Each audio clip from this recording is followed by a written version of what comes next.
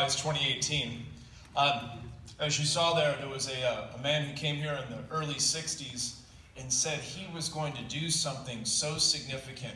He was going to take industry, he was going to take technology, and he was going to solve the big problems of the day. Right? He wanted to dig into housing.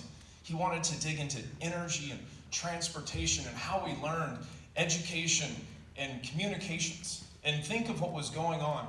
People talk about how great the past was, but think about what was going on in the mid-60s. There was those riots, there was wars, there was strife, there was segregation, there was way too many things happening that are much, much better today. Walt thought that he would be able to build this community of tomorrow, and that's why he came to our backyard and bought up 27,400 acres. And it wasn't to make more money. It was to do something significant. He was already in his mid-60s, and he said, in documentaries, he stated that it was going to take him, first he didn't know how he was going to pull it off, but he was going to, but that it was going to take him 15 years to pull this off. This was a legacy project for him, because he knew he probably wasn't going to live much past 80 at the time. And unfortunately, as you just saw, just 2 months after he put this idea into the public mentality, out into space, he unfortunately passed away. Luckily, his brother came out of retirement and built the parks that we have today, but nobody quite knew how to pull off what Walt really wanted to do with the community of tomorrow. And it was an experimental prototype he wanted to build here to then share with the world. And the more that I've learned about him and what he was trying to accomplish, and then spending time with the fantastic tech leaders that not only that we have in Central Florida and that are now a part of the Regional Tech Association, but as I travel around the world, I'm seeing technology, the things that I'm tracking are actually now starting to accomplish what Walt wanted to 52 years ago. And that's where we got the idea for Revize in the first place. The formal definition of Revize, minus the Z, is new thinking in light of new information, right? Think about that. How we think about ourselves, how we think about society, how we think about technology, and how we think about Central Florida. As being a West Coast, LA-born guy, I was just trying to find that perfect place to move to, the place that I thought was going to be the next big thing. And that's what's fun to kind of watch the parallel of Disney was out, he built the Disney studios in Burbank, but that's what he was looking for, that next big place. Where could we build where we could really do something significant and give it to the world? And I think we're doing that right here in Central Florida today. So our speaker lineup today is going to do exactly that. We're going to start right at housing, and we're going to tick down. These fantastic speakers are going to talk about not only what they're working on, but where they see these technologies over the next 5 or 10 years.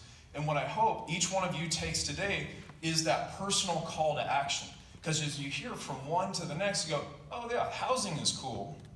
But then as you get all the way down and we start talking about autonomous transportation, you start thinking about how our behaviors might change as a society because of these new technologies, and these technologies layered over each other, right? It's really the convergence of all these things that you're going to hear today, but we're going to hear them one by one.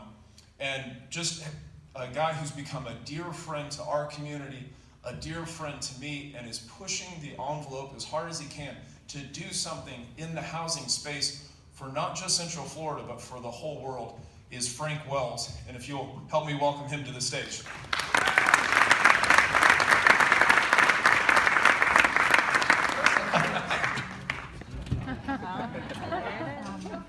All right.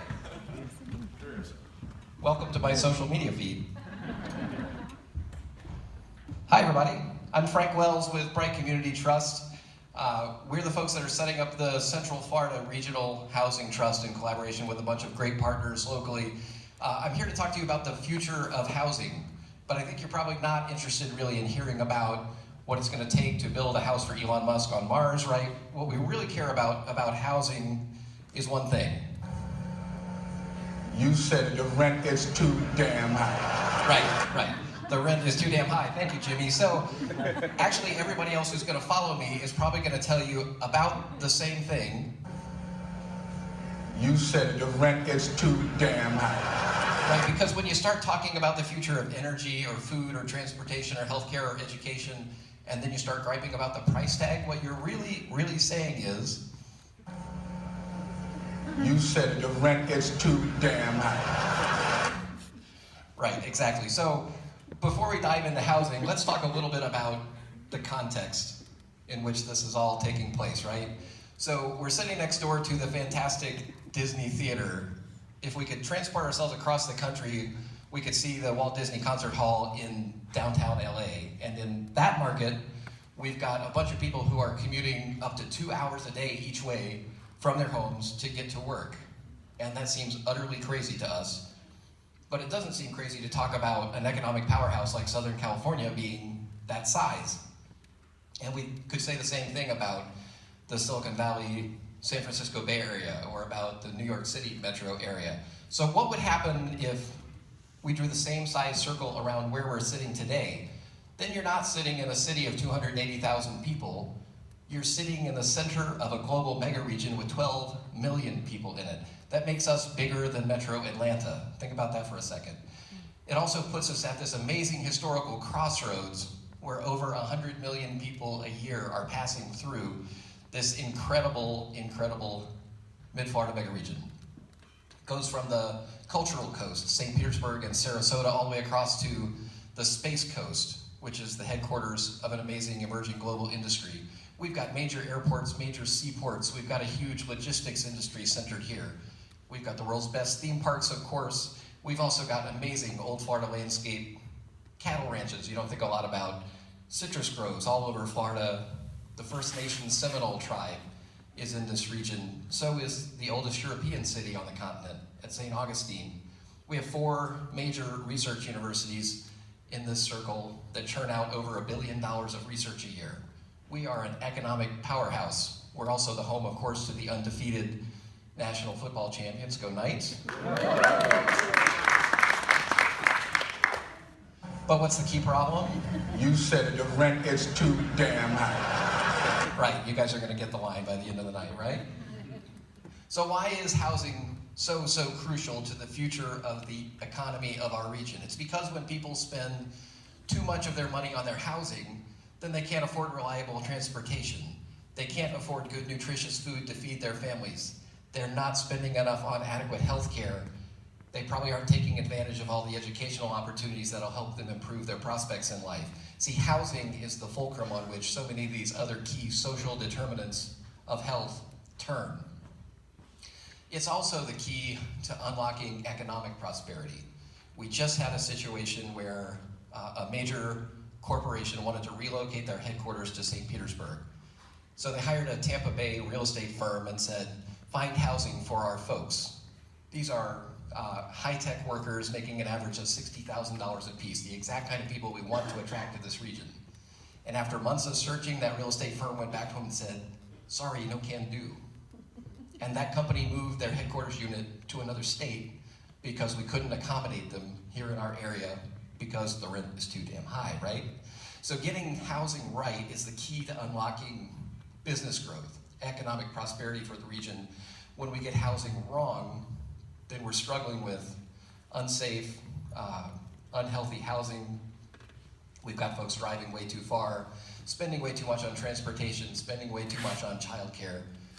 Quality of life goes down. So it's really important. How bad is the situation for housing? There's not a single county in the United States right now where somebody making minimum wage in their local market, working full-time, can afford a 2-bedroom apartment for them and their child. 40 hours a week, minimum wage, no county in the United States. We know that over 26% of renter households in the US spend more than half of what they make on their housing costs, to the detriment of transportation, healthcare, education, food. In Metro Orlando, it's also pretty high.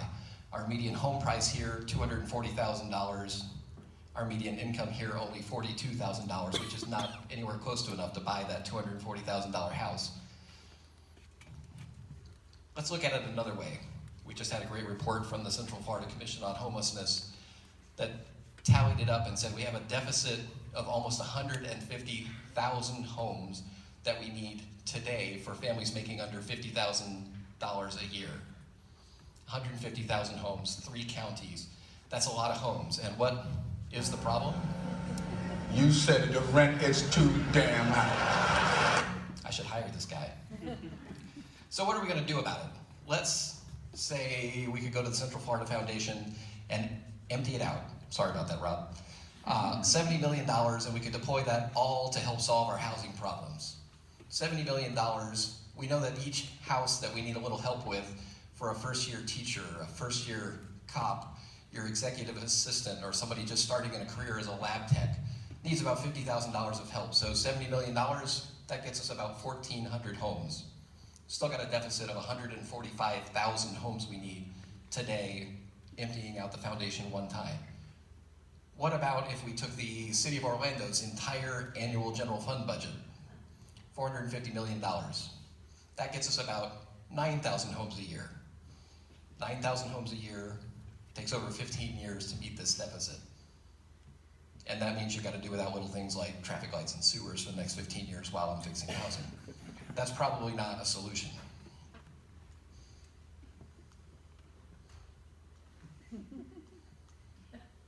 Really, guys? Hey, well, all right. You saw the rent is too damn high guy. And the gap is really only getting worse, right? Because in the last 3 years, we've seen our construction costs go up 30%, while wages have only gone up 3%. And there's that increasing wedge that makes it more and more difficult for families to afford housing. I throw that slide up because I'm working on a book titled Wedge Issues, so more about that later. A lot of those same factors align. So if we can't subsidize our way out of this, then what really is the future of housing? It's not really Jetsons level whiz-bang technical solutions. It's really about thinking big picture, regional scale, comprehensive solutions so that we get the public sector, the private sector, and the independent sector all pulling in the same direction. And when you think about it, you realize we don't plan for roads in our neighborhoods and bus lines and trains when we need them. We have Metro Plan, right, that has a 3-county, 30-year plan for how we're going to build transportation. That's what we're working on, is a comprehensive regional strategy for housing that tells us what we need to build where. So what kind of things does that indicate to us? First, we need to save what we have. Crucially important, it's easier to rehab than it is to build new. We also know that saving on operating costs is great because after their rent or mortgage, the second biggest bill for most families is their utilities. So energy and water efficiency measures are crucial. The second thing we know is bigger is not always better. That's true for housing units and it's true for land use. So we gotta be thinking about that. How do we keep things well designed? How do we minimize waste? How do we use emerging technologies like container homes, single family and multifamily like this? How do we think about some cool emerging technologies like expandable modular housing so that you can add onto your home? It's designed to be added onto as your family grows, as your budget grows. And of course, Jim would never forgive me if I didn't talk about 3D printing your very own home.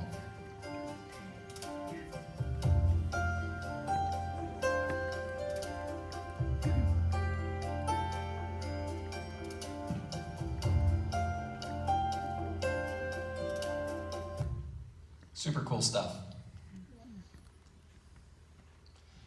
So we also know while we are trying to drive down costs by using smart technology and good use of our land resources, we got to get smart about data. We need to do a better job of identifying what do we already have? Where are the houses, the apartments, the condos, the townhomes?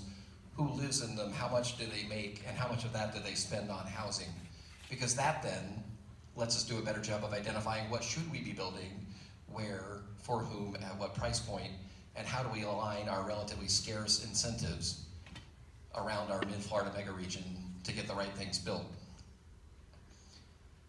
I'd also point out that a lot of our challenges around housing are not so much physical funding infrastructure kinds of things. They're largely about policy and communications issues.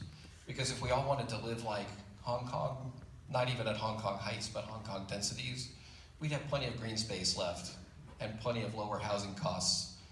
But we choose to rely on historical land use patterns and historical zoning, and that restricts us to a certain narrow band of policy choices about what we can build where, for whom, and at what price. The other major factor for us, of course, is NIMBY, not in my backyard. Go say affordable housing at your next neighborhood association meeting and let me know how that goes. While we know, You said the rent is too damn high. everybody will agree with that part of the presentation, but they won't agree with what to do about building affordable housing in our communities. So what's the best, the fastest prescription for solving big problems like this? It's got to be about aligning a public purpose with private profitability. We have got to engage the business sector in driving this train. We know that that's worked really well with the information technology sector. It's worked superbly with private spaceflight, right? Those are just two great examples. Because what we know is it's going to take a lot of experiments, a lot of prototypes to build this community of tomorrow. I think Jim's framed this day brilliantly around Epcot. It's overall going to take us thinking way bigger than we've ever thought before. 12 million people in a 125-mile radius. It's going to take us thinking about how to align the needs of our communities and our residents. And that means every community and every resident within this mid-Florida mega region. How do we align that with the right data, with the right policy, with the right communications, with the right funding, with our needs for economic growth to unlock prosperity for everybody who lives, works, plays, and visits the mid-Florida mega region. So that someday before long, I hope that we can stop saying, You said the rent is too damn high. thanks everybody, I'm Frank Wells with Bright Community Trust.